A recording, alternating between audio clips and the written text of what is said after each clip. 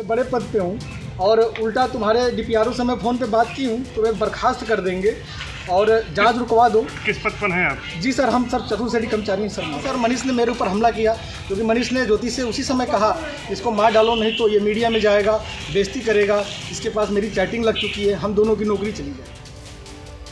1999 में एक फिल्म आई थी। फिल्म का नाम था सूर्यवंशम।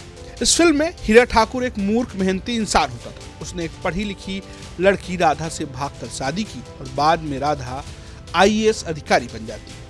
लेकिन रियल लाइफ और रियल लाइफ में बहुत फर्क होता है।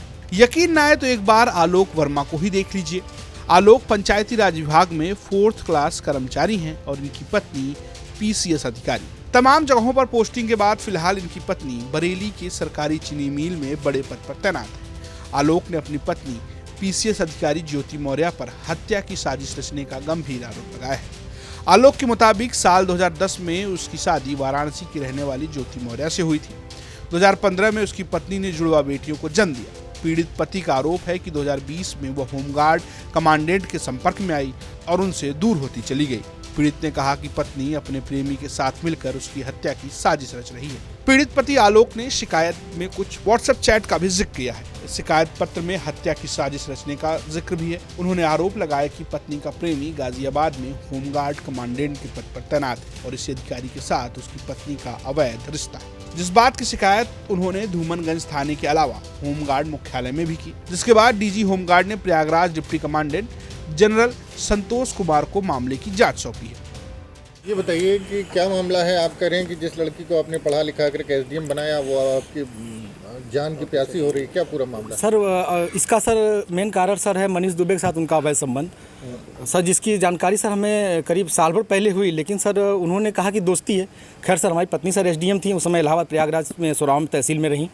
तो मैंने कहा सर बड़े पद पे हैं, दोस्ती तो हो ही सकती सर, अधिकारियों से साथ बैठना उठना हो। तो मैंने सर उन्होंने मैं ये कह के टाल दिया, तो सर मैंने ध्यान नहीं दिया। क्या धमकी, आपको कोई धमकी दी उन्होंने? हाँ सर, उन्होंने फ़ोन पे सर अभी 1 हफ्ते पहले फ़ोन पे सर उन्होंने हमारे गांव के किसी लड़के से बात की, तो उसने मुझे कॉन्फ्रेंस किया। तो उन्होंने उस पर कहा कि तो जो तुम काम कर रहे हो, जो ये जांचें करा रहे हो या करा रहे हो, इसके कारण तुम्हारी जल्दी से तुम मर जाओगे। हमने कहा ठीक है आप मरवा दीजिए।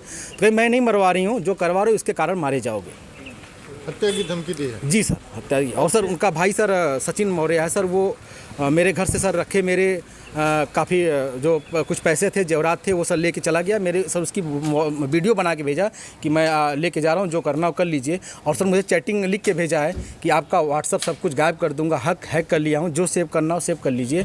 और सर उसने क्या किया कि मेरी सिम भी अपने पास रख लिया है, रख के यूज कर रहा है। मेरा बैंक अकाउंट है उसमें जुड़ा हुआ है सब कुछ, लेकिन सर वो मेरी जान पे सब लोग तुले हुए हैं सर। क्या वो आपसे तलाक मांग रही है? हाँ सर, उन्होंने मुझसे ऑडियो के माध्यम से कहा है, मुझे अभी तक कुछ ऐसा नोटिस तो नहीं मिला है, लेकिन सर उन्होंने कहा है कि तलाक प्यार से दे दीजिए, बवाल मत करिए, नहीं तो मैं आपको बर्बाद कर दूंगी। आपके डीपीआरओ से बात हो गई है, आपको बर्खास्त करा दूंगी, न नौकरी करने दूंगी न जीने दूंगी। आपने इसकी शिकायत कहाँ? सर इसकी शिकायत मैंने सर्वप्रथम सर उसी दिन धूमनगंज SHO साहब से की। उन्होंने मुझे राजरूपुर पुलिस चौकी भेजा, मैं राजरूपुर पुलिस चौकी पे आवेदन दिया, लेकिन सर कोई सुनवाई नहीं हुई। फिर सर उसके बाद मैंने ये 25 अप्रैल की बात है, फिर मैंने 27 अप्रैल को सर उनको ये रजिस्ट्री के माध्यम से सर उनको भेजा, कमिश्नर साहब को भेजा, डीएम साहब खत्री साहब के यहाँ मैं खुद स्वयं उपस्थित हुआ हूँ। उनसे मैंने बात की कि सर आपके एसडीएम साहब हैं, ऐसा कर रही हैं। तो उन्होंने कहा ठीक है मैं कार्रवाई करवाता हूँ। फिर मैं कमिश्नर साहब के यहाँ गया, कमिश्नर साहब को दिया, पुलिस कमिश्नर साहब के यहाँ उपस्थित हुआ, उनको दिया। फिर कहीं सुनवाई नहीं हुई तो सर मैं डीजीपी साहब के पास गया, डीजीपी साहब ने मेरे बात को संज्ञान में लिया, लेकिन फिर भी सर आवेदन ले लिया गया, कोई कार्रवाई नहीं हुई। उसके बाद सर मैं DG home guard BK Maurya sir के पास गया। उनके यहाँ से मुझे सर कुछ उम्मीद की लौ दिखाई दी, क्योंकि उन्होंने मेरे आवेदन को तुरंत संज्ञान में लिया और टीम गठित कर दी है। DIG इलाहाबाद उसकी जांच कर रहे हैं। मुझे सर कुछ उम्मीद लग रही है कि मुझे कहीं न कहीं हो सकता है न्याय मिले और मेरी जान बच जाए। हालांकि इस मामले पर जब हमने पीसीएस अधिकारी ज्योति मौर्य से उनका पक्ष जानना चाहा तो उन्होंने कैमरे के सामने कुछ भी बताने से इनकार कर दिया। उन्होंने ऑफ कैमरा बात करते हुए बताया कि पूरे मामले की जांच हमारे ऊपर के अधिकारी कर रहे हैं, जल्द ही दूध का दूध और पानी का पानी हो जाएगा। यही नहीं, उन्होंने ये भी कहा कि उनके पति ने खुद को ग्राम पंचायत अधिकारी बताकर उनसे शादी की थी।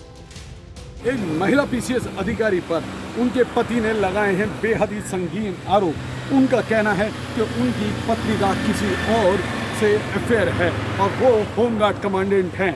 उन्होंने उन दोनों से अपनी जान का खतरा बताया है और इसको लेकर एडीजी महोदय को एक एप्लीकेशन भी दी है।